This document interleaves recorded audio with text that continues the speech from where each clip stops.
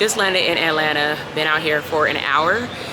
We landed on time, but then there was like an hour wait.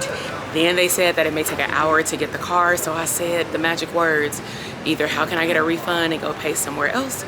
Or better yet, how can you let me get an upgrade some kind of way? And so they gave me a corporate discount, and this is the card that they gave us. So we end up getting a Jeep, and it's pretty cool. Gray, I never seen it before. Shaped a little weird. This guy. You can take off your mask. We outside. Take it off. See, look, we're twinning.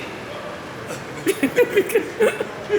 it's pretty cool. I've never seen this little thing before. No, I'll probably not even paying attention. All right, so I guess it's a Rubicon. And you can't really see it. It has a red interior. Pretty dark. But we're ready to go.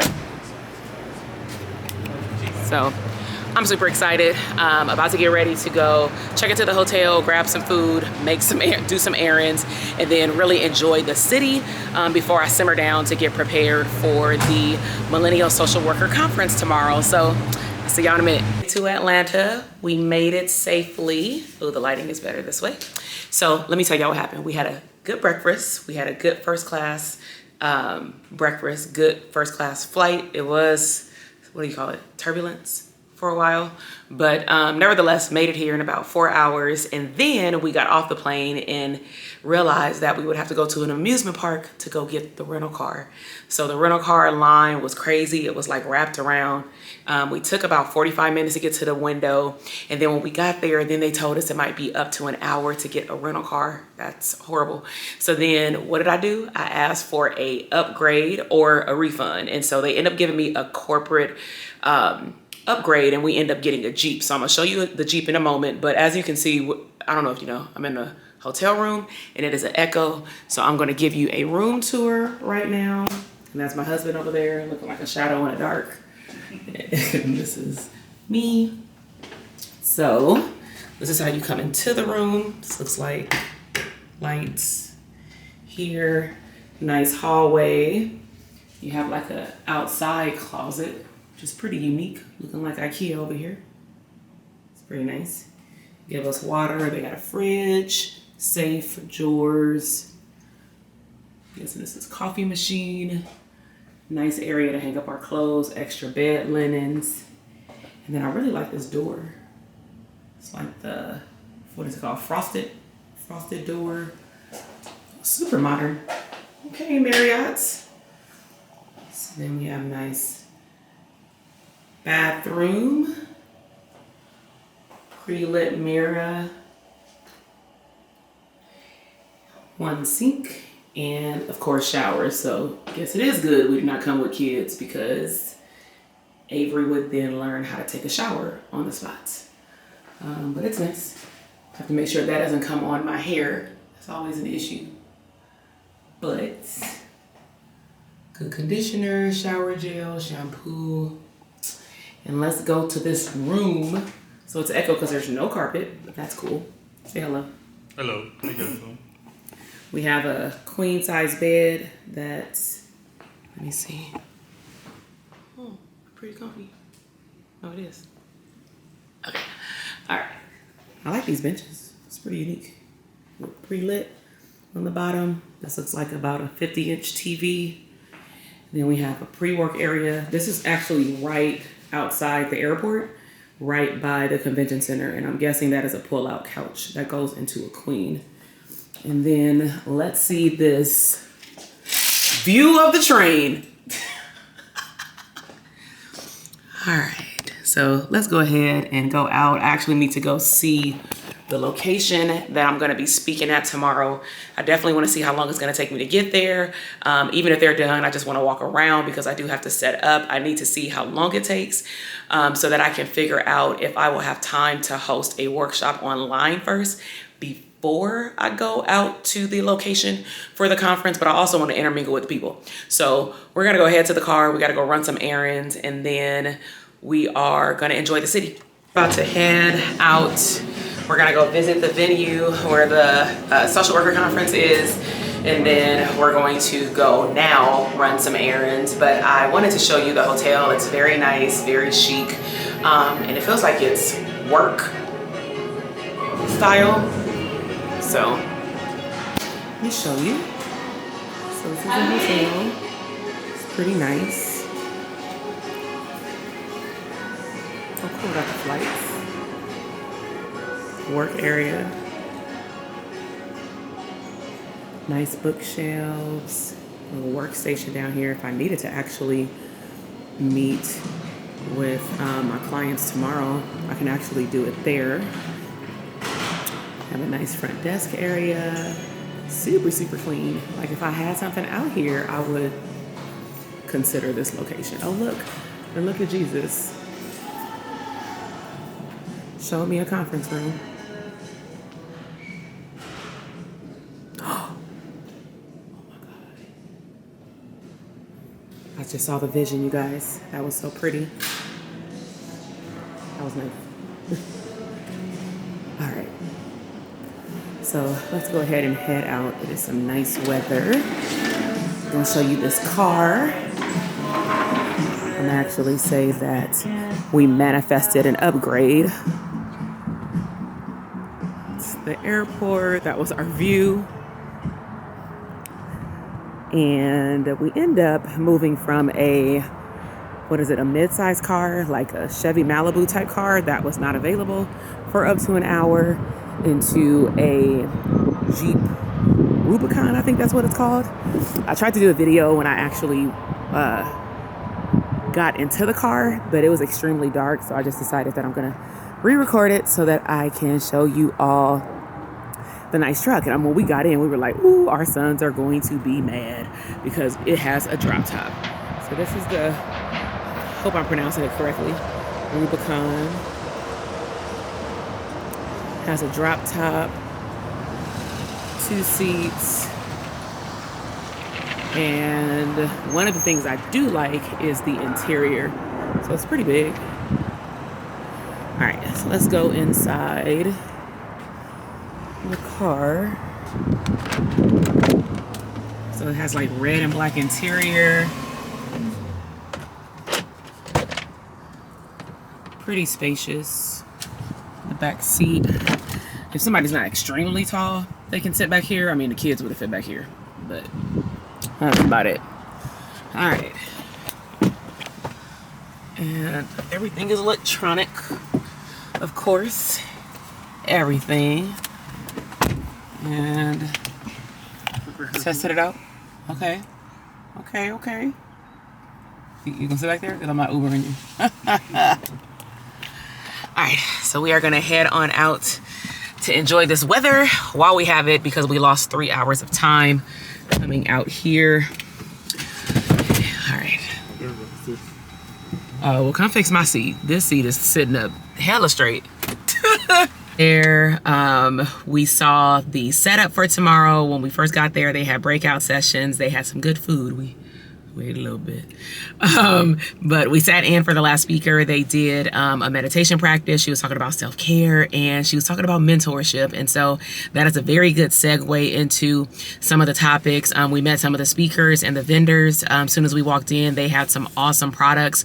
So I'm going to make sure that we capture that as we go in there tomorrow morning, because it'll be, I'm sure, a lot more people earlier in the day. So we're going to head out to Lenox Square and drive around for a little bit, and call Avery. And we're gonna see how he gonna be. Hopefully he is great, because he gonna realize that we are not even in our car. But nevertheless, I will make sure I take y'all behind the scenes tomorrow. But we actually gonna take y'all behind the scenes of whatever we do for the rest of the day. All right.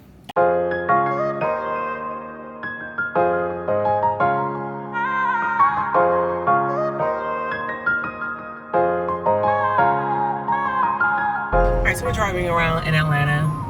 We have no idea where we are, but we're following Google Maps. We are by the Mercedes Dome. Who plays there? Oh look, it's bigger. Jeez, this thing is humongous.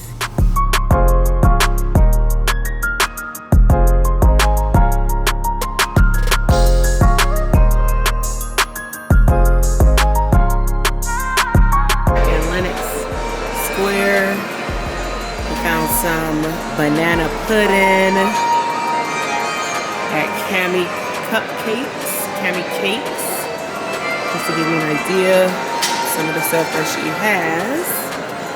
Little cupcakes. Then there's personalized slices. I would take that red velvet, but got a peanut allergy. I'll just take some of his banana pudding. This looks so good. So I'm gonna have some of yours. I can't eat the red velvet, it has peanuts on it.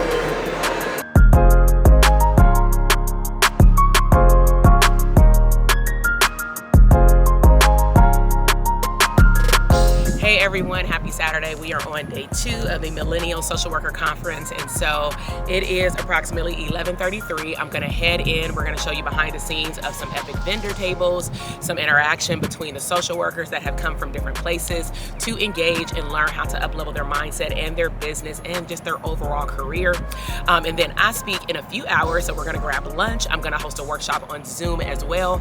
And one thing that I love about this conference is that they've allowed half of their attendees to actually tune in online, which is a phenomenal thing these days because we want to make sure that everybody takes away these nuggets. And so come on in.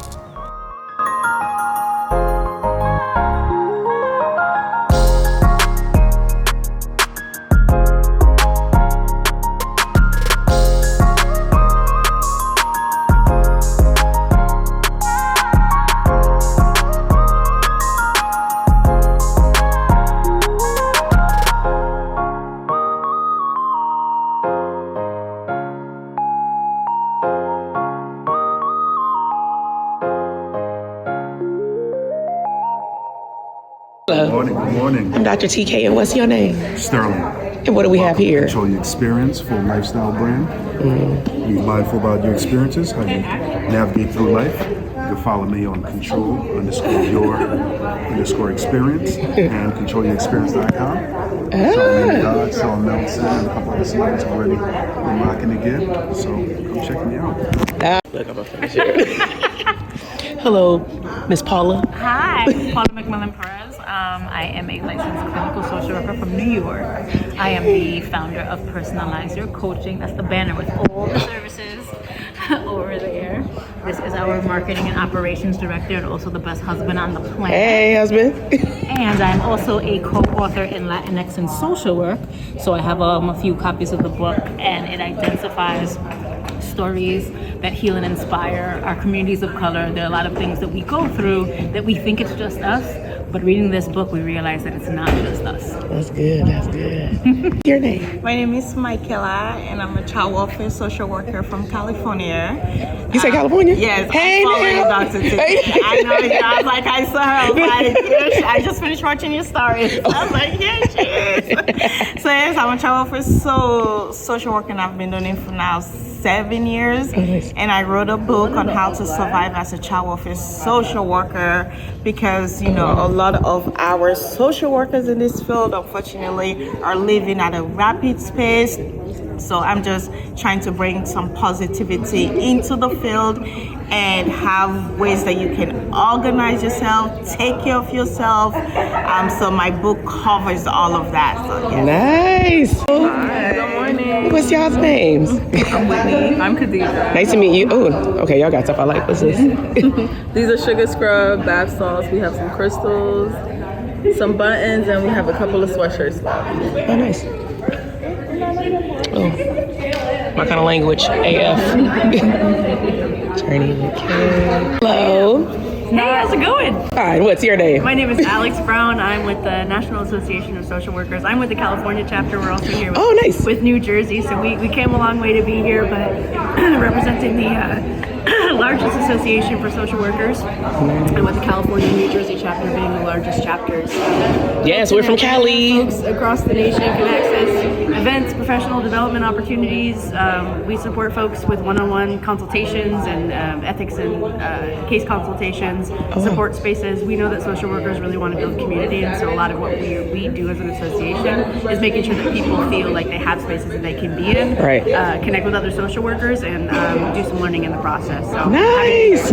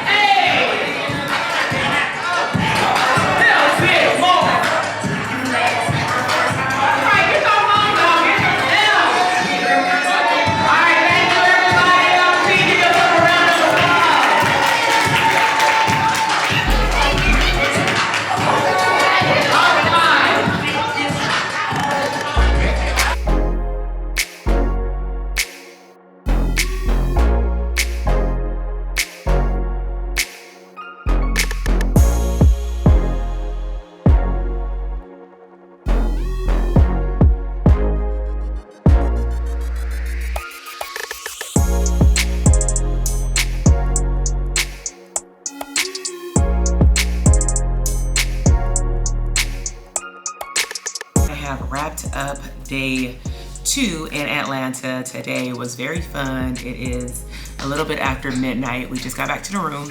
We actually linked up with one of my friends, another clinical psychologist. She was out here for a business event as well for the last 2 days. And so one of the things that I wanted to share with you all is the whole experience of coming to the event. And so one of the things that I can say that I'm very proud of is that I understand the importance of polling the room. And so when I came to the event the first day, I wanted to see the setup. I wanted to meet different people. I was able to meet the vendors. And I was also able to at least gauge a sense from those people who I talked to on day 1. What their career path was, what are the things that they're working on, and to really hone in on if the materials that I had, created for the keynote speaking event, if it was actually going to resonate with the audience. And so I know that the Millennial Social Worker Conference team had told me that the topics that I had originally brought up and that was approved, they thought it would be great, but something told me to ask more questions. And so happy that I did, because the second day, which was today that I got there, I was able to engage with a lot more people. I was able to maneuver through the front and talk to all of the vendors, was able to purchase, and I'm gonna show you in a moment. Can you pass me that little brown bag? I was able to purchase some things from the vendors as well, and then connect with all of them on social media. So that was very fun. But I was also able to gauge the room and the audience again. I also was able to poll the audience as soon as I got on stage, because I have no problem being able to I have no problem changing what I'm about to talk about, or at least slowing certain topics down, depending on what they want to hear. And it seems like they were definitely interested in understanding their value. They were very interested in understanding the steps to build a profitable business, because not everybody there wants to have a private practice. Nobody there, a lot of people there did not have a private practice. And so that's something that I had to change the language on in terms of the even assessment of your mental health business. So typically I do it for private practice. However, today I interchangeably talked about the things that I saw at the vendor table. So speaking of the vendor table, I got some items that I'm gonna take back home. So one of the things I got, it's from Michaela Cohn. I can't pronounce her last name, but that's her name. And her book is How to Survive as a Child Welfare Social Worker. So it's a book, not a journal. In terms of she wrote me a little note, because I also told her that because I teach students and things like that, that I was also gonna share this information with them. So I like to spread the word on great products. So chapter 1 is what is child welfare. Number 2 is types of jobs as a child welfare social worker. Chapter 3 is organization. Chapter 4 is resources in child welfare. Then she goes over 10 tips to survive as a child care welfare social worker. That is a tongue twister. But I like this book, so I'm definitely gonna check this out. And then another vendor is Pop and Talk. So that is, I believe, her Instagram as well. It's Pop and Talk. So I got this deck of cards. I got the co-ed kind. So I got the co-ed kind so that we can have conversations. And it says use Pop and Talk cards to spark conversation about life, relationships, goals, finances, and family in a fun way. Use your cards while on a trip, at a kickback, when you're with your boo, or just to get the conversation going. So they actually have one that's all female, I believe, but I ended up getting a co-ed one because I thought this would be kind of cool. Me and my husband probably did this or something. So got that. And then another vendor she did something very creative. So she does affirmation cards, and we had to scan the table and see which affirmation card stood out to us the most. So, and then she videotaped us explaining it. So mine is, you are worried. You are worthy of all the good things, period. Right? And what I had discussed when she had videotaped me is that, especially as a mental health provider, a lot of times we're not seen as worthy until most of the time we make a certain amount of money, and we should internally know that we're worthy even without the money. So she let us actually keep our card, and then I bought her deck of cards here, so you can see it's pretty thick. And I have her information on my phone. And then I like this one. I like the button, Culture AF, and Journey with K LLC. So I can wear this or put this like on my backpack and stuff. It kind of match my shirt. Dope AF Therapist, All-Star Game. So those are some of the vendors. It was a lot more vendors. I connected with the New Jersey and California chapters of the National Social Workers Association. And that was pretty cool. I spoke for about 2 hours, or I did speak for 2 hours today, brought them up on Swag Surf because I like to get the energy flowing. My husband was able to capture some video of all the parts of the 2-hour keynote speaking. And I will add that one thing that I also did as part of my weekend is that I met with a group of therapists that are actually going to meet me in Vegas and or New York for the VIP Therapist Mastermind. And so I wanted to capture that moment. I posted it on Instagram, I'm gonna see if I can upload like a picture to this video, because I like to show therapists that they can literally work from anywhere and everywhere. So when we were initially negotiating what day and time I would speak, I requested to speak on Saturday, so that would give me time to get out here and not cancel anything that I have with my own coaching clients Tuesday through Thursday. And then I also didn't want my son missing too many days of school. He only had to miss Friday. And then also I was able to meet with those therapists an hour and a half to 2 hours before the actual break, and then moving into the keynote speaking component. So that was pretty cool for them to see that I was at a college campus in a conference room, that I was still clearly able to keep my commitment to them that I had set up about 2.5 to 3 months ago, back in November, but that I was also at a speaking engagement. So I really tied in, for example, the polling the audience with them understanding certain things that they have for like a homework assignment that I gave them. So after that, we actually, where'd we go? We went to the culture experience, and that was really fun. I'm gonna see if we can get like some vertical footage like put in this video. But that was fun. Me and my husband met up with one of my friends. It was at a warehouse. They had like props, I mean not props, but like the setup of like the show Martin, Biggie Smalls' bedroom, and other like TV shows. And so I'll make sure to put some of that in here as well. And then we left there, and this is my first time coming to Atlanta outside of an event that we didn't plan anything like outside of me coming here to work, but we knew that we wanted to get out the room. So lesson learned, Friday and Saturday apparently in Atlanta, you gotta have a reservation everywhere and or be ready to go into a lounge and pay $60 just to park. And even though they say valet, they're not valeting anything, you're just moving a cone. But nevertheless, we went ahead and paid $40 because I think that was like the third spot that we went to. And I was like, wherever we go, we're gonna have to pay. So might as well just pay and stay. And so had some catfish, calamari, fries, and the music was popping. I will say that. However, it was very much like layback lounge, because even people's birthdays, you know, I would have been up for my birthday, but they were just chilling, I guess, you know, just smoking hookah. But that was the vibe, I guess. And so nevertheless, I had a good time. We were out for a few hours. Definitely want to, I'm gonna say, come back again, no kids, no work, and like not for a speaking engagement, and actually plan out some activities, because it was my husband's first time here and we don't actually have time to do a lot of stuff. And as we saw tonight, we can't just walk up to a place and go in. So tomorrow we're gonna go out into the city and do some things for a few hours before we jump back on the plane. So I'll make sure to take you behind the scenes of our day 3, our last day in Atlanta before we head back to LA.